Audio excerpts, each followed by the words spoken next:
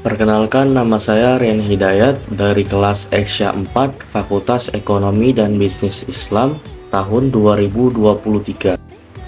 Pada kesempatan kali ini, saya akan memaparkan materi yang berjudul Cara Pandang Islam terhadap Esensi Aktivitas Kehidupan Manusia di Dunia dan membedakannya dengan cara pandang sekuler.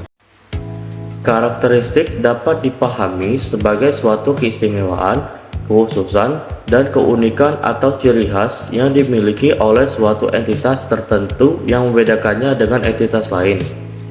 Kaitannya dengan sistem ekonomi Islam, karakteristik yang dimaksud adalah keunikan yang dimiliki oleh sistem ini yang membedakannya dengan sistem ekonomi konvensional, baik kapitalis maupun sosialis atau komunisme. Masalah pokok ekonomi Islam. Masalah pokok ekonomi Islam disebabkan oleh 3 faktor. Yang pertama, kelangkaan sumber daya, merupakan akibat dari ketidakseimbangan atau kesenjangan antara kesediaan faktor-faktor produksi yang terbatas dengan tingkat kebutuhan yang tidak wajar. Yang kedua, kebutuhan yang tidak terbatas, merupakan cerminan dari keperluan manusia akan hal-hal yang berdasar yang digunakan untuk melangsungkan kehidupan. Dan yang terakhir, terbatasnya faktor-faktor produksi. Faktor-faktor produksi tidak selalu tersedia dalam jumlah yang banyak, sehingga manusia harus memikirkan cara untuk melakukan produksi secara efisien. Menurut M. Wilson, persoalan dapat dijabarkan dalam 3 hal pokok, yaitu apa yang diproduksi, bagaimana memproduksi, dan untuk siapa diproduksi. Tujuan ekonomi Islam. Di dalam Islam, pencapaian tujuan ekonomi selaras tujuan syariat Islam itu sendiri atau maqasid syariah, yaitu mencapai maslahat untuk kebahagiaan dunia dan akhirat.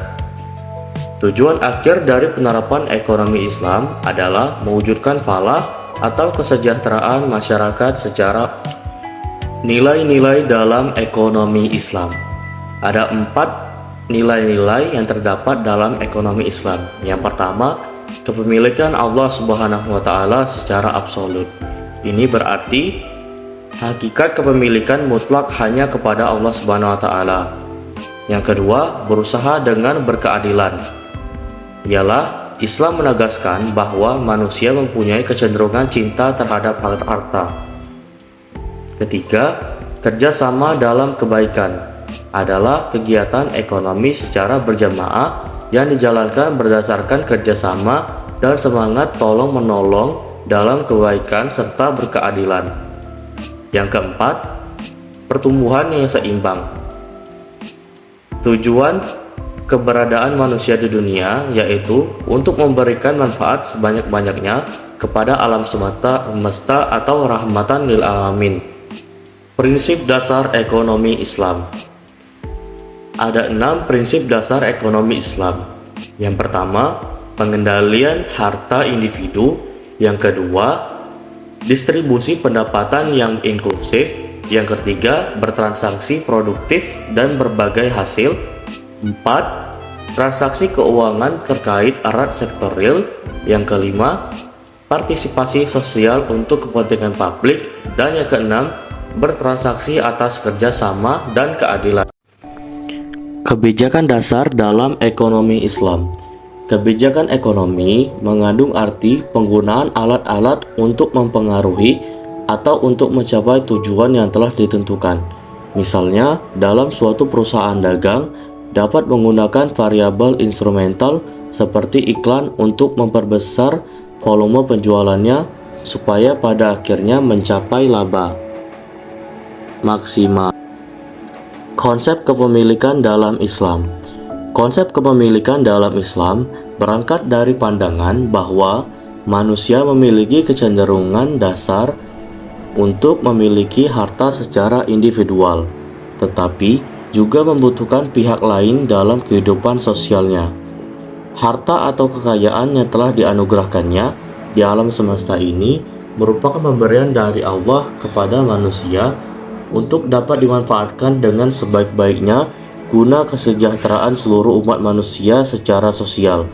Sesuai dengan kehendak Allah Subhanahu wa taala, kepemilikan di dalam Islam dapat diklasifikasikan berdasarkan unsur-unsurnya, meliputi kepemilikan pribadi atau privat, kepemilikan umum, dan kepemilikan negara. Juga diklasifikasikan berdasarkan hak guna pada jenis kepemilikan. Ada kepemilikan yang dapat digunakan manfaatnya dan dapat dimuamalahkan.